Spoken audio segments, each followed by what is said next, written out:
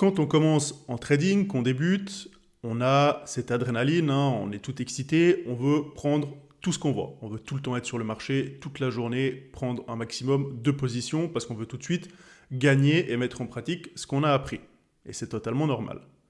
Mais si tu me suis, tu le sais, je le dis souvent, le trading, c'est une discipline qui demande une grande maîtrise psychologique. Ton état mental, ta fatigue, les éléments extérieurs à ton trading, donc la vie privée, ont une influence sur tes performances et les décisions que tu prends au quotidien sur les marchés financiers.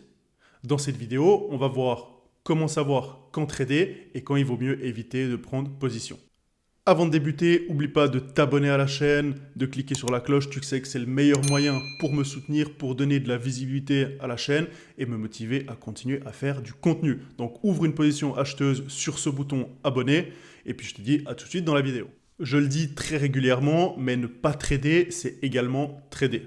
Pourquoi je dis ça? Eh bien, il y a des jours où tout simplement, tu n'es pas au top mentalement. Soit parce que ton conjoint t'a pris la tête, les enfants ont fait une bêtise, ça s'est peut-être mal passé au boulot, si tu travailles à côté, le marché ne donne rien ou tout simplement, tu n'as juste pas la tête à ça. Tout ça, c'est des facteurs qui influent sur notre trading, nos prises de décision et donc nos performances, comme je l'ai dit en introduction. Donc parfois, mieux vaut tout simplement ne pas trader pour potentiellement peut-être rater un gain, mais aussi éviter une perte qui va avoir un impact psychologique qui sera démultiplié parce que mentalement, on n'est pas au top.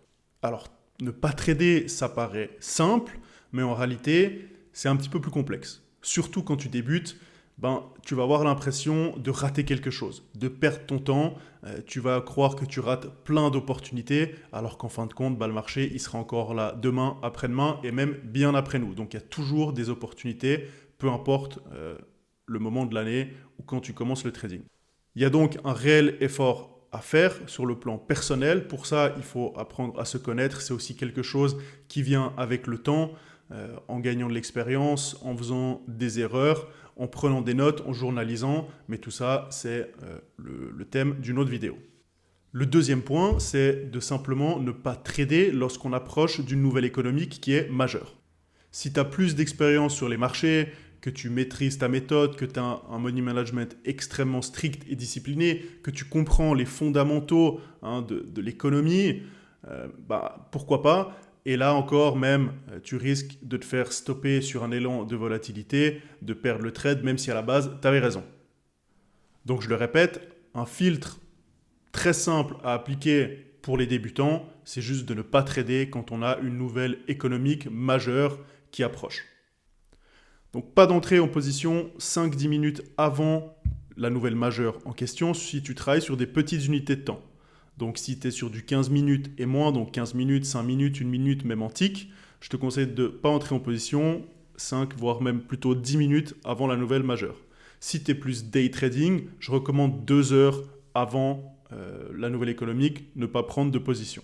Ça veut dire que, mettons, tu surveilles un signal 1 heure sur la paire euro-dollar, il est midi, 12 heures, et que tu vois qu'à 14h30, il y a un chiffre important sur les US, par exemple une décision de taux d'intérêt ou bien les chiffres de l'inflation, tu évites de rentrer en position, quitte, ma foi, à rater un gain, mais au moins tu ne prends pas de perte, tu ne prends pas de risque et tu évites les slippages parce que souvent, il y a des gros mouvements et ça a tendance à te sortir en te slippant. Donc si on récapitule, 1. Se connaître soi-même, savoir quand on n'est pas bien mentalement, quand on n'a pas envie de trader, quand quelque chose, un élément extérieur au trading, donc de la vie privée, fait que psychologiquement on n'est pas à 100%.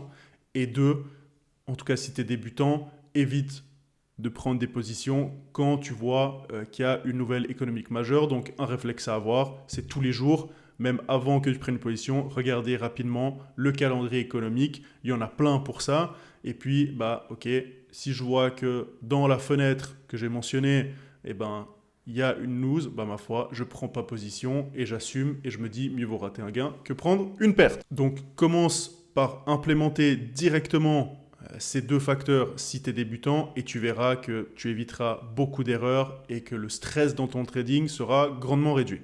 C'est déjà la fin de cette vidéo, j'espère que ça t'a plu, que tu as appris quelque chose, que c'était intéressant. Si c'est le cas, dis-le moi en commentaire, même si tu as des questions, n'hésite pas, j'y répondrai avec plaisir. N'oublie pas de t'abonner, de mettre un like et également de me suivre sur Instagram. Le compte s'affiche maintenant en bas de l'écran. J'y poste tous les jours quelque chose avec des conseils, des astuces, tout ce qu'il faut pour t'améliorer. Si tu veux te former en trading, tu as tous mes liens en description. Power Trading qui est sur ma méthode, je te donne toutes mes clés, et une autre, Psychology Master, ma deuxième, que j'ai créée spécialement sur le mental, la psychologie, c'est dédié uniquement à ce sujet, c'est des pépites.